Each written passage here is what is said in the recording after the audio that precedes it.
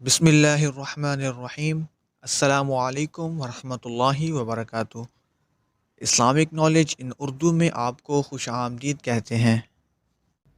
ایک حدیث میں آتا ہے کہ ایک مرتبہ سرکار دو عالم صلی اللہ علیہ وآلہ وسلم سے کسی نے پوچھا کہ سب سے زیادہ عقل مند اور ہوشیار کون ہے؟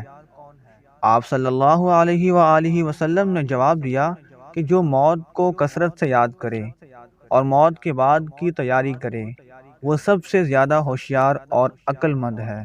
یہی لوگ ہیں جو دنیا کی نیک بختیاں لیں گے اور آخرت کی، اور شرافت انہوں نے پائی ہے۔ لہذا موت کو یاد کرنے میں دنیا کی بھی کامیابی ہے، مرنے کے بعد کی بھی کامیابی اسی میں پوشیدہ ہے۔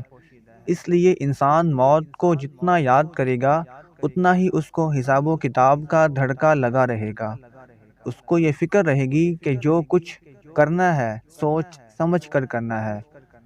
مجھے کل اپنی قبر میں جانا ہے، میں کسی کی خاطر اپنی قبر کیوں خراب کروں؟